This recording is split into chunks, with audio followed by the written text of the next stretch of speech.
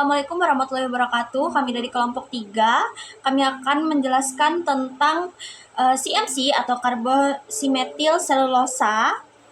Lalu di sini kami beranggotakan 5 orang. Yang pertama Nurmala Julianita, yang kedua ada Ahmad Rizky Kusuma, lalu yang ketiga ada Zafira Rahimi, saya sendiri, dan yang keempat ada Bayhaki, dan yang terakhir ada Dimas Aji Saputra. Lalu di sini ada masuk ke pendahuluan. Yang pertama kita akan menjelaskan tentang definisi CMC. Karbosimetil selulosa atau CMC adalah turunan selulosa yang dihasilkan dari reaksi selulosa dengan natrium monokloasetat dalam suasana basa. Dengan kata lain, CMC merupakan modifikasi kimia dari selulosa alami sehingga memiliki sifat baru yang lebih bermanfaat. Nah, sifat utama CMC ini ada 4. Yang pertama yaitu larut dalam air, memudahkan penggunaan dalam berbagai produk, jadi bisa digunakan sebagai di makanan, kosmetik, dan lain-lain. Lalu sifat yang kedua ada hidrofilik, yaitu menarik dan menyerap air. Nah, sehingga cocok sebagai pengental atau pengikat seperti pada di es krim contohnya. Lalu selanjutnya ada stabil, yaitu tidak mudah rusak dalam berbagai kondisi pH dan suhu.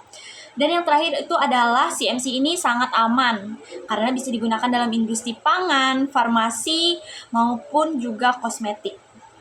Nah, asal bahan CMC ini dari mana nih? Nah, asal bahan CMC itu bukan cuma dari kayu, melainkan juga bisa dari kapas, biomasa lain, misalnya seperti limbah pertanian. Nah, hal ini menunjukkan bahwa CMC memanfaatkan sumber daya hayati yang sangat melimpah. Saya akan melanjutkan penjelasan dari slide 4 dan slide 5 nih. Yang slide 4 ini ada struktur kimia.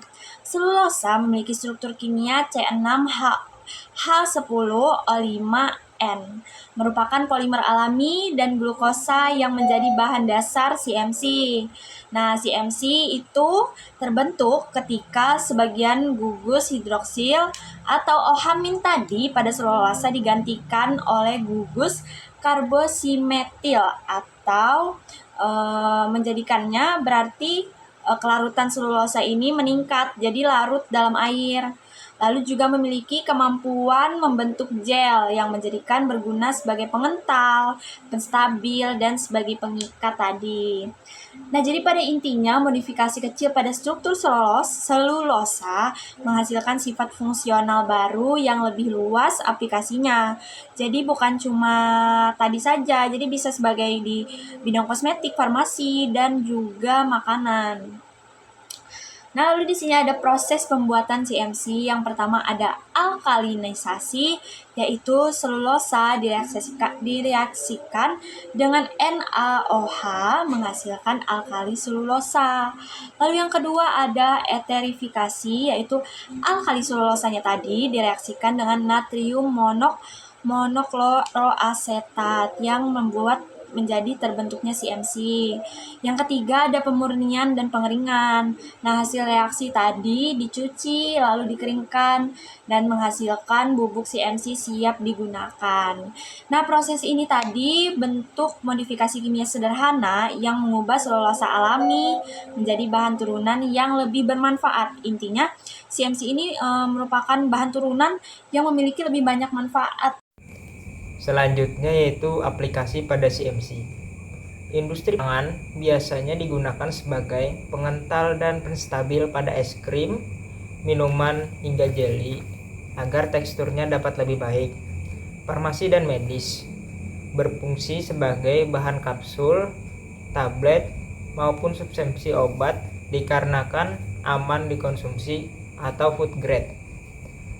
Kosmetik biasanya ditambahkan pada pasta gigi, lotion, sampo untuk menjaga konsentrasi dan meningkatkan kualitas pada produk. Selanjutnya yaitu tekstil dan kertas biasanya dipakai sebagai bahan pengikat, tinta, dan pelapis pada kertas. Yang terakhir, industri kayu dan biomaterial biasanya dapat digunakan sebagai perekat ramah lingkungan yang lebih aman dibandingkan perekat pada sintetis. Sini saya akan membahas mengenai kelebihan CMC dan kekurangannya. Kelebihan yang pertama itu ramah lingkungan dan biodegradable. Karena berasal dari bahan alami, selulosa CMC dapat terurai kembali di alam sehingga tidak menimbulkan masalah pencemaran lingkungan.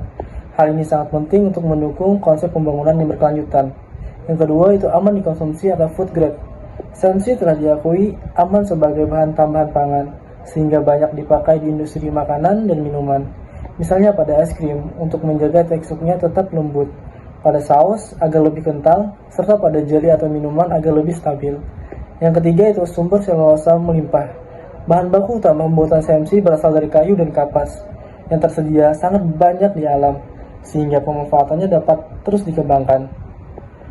Kita lanjut kepada kekurangan CMC. Biaya produksi relatif mahal. Pembuatan CMC tidak sederhana.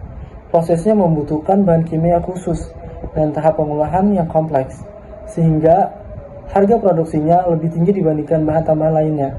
Yang kedua, ada kualitas yang dipengaruhi tingkat substitusi atau degree of substitution. Kualitas CMC ditentukan oleh jumlah gugus hidroksil pada selulosa yang berhasil digantikan oleh gugus karboksimetil. Jika nilai DS rendah, maka mutu produk juga menurun. Sebaliknya, jika DS sesuai standar, kualitas akan baik. Namun proses pembuatannya lebih sulit dibandingkan menggunakan bahan lain. Jadi, kesimpulan dari penjelasan yang sudah kami paparkan di video yaitu CMC adalah derivat selulosa yang penting dalam industri karena sifat fungsionalnya. Kemudian, potensi pengembangan dari limbah kayu dan biomasa menjadikannya bahan hayati bernilai tinggi. Kemudian, relevan dipelajari dalam kimia kayu dan bahan hayati sebagai contoh aplikasi biomaterial.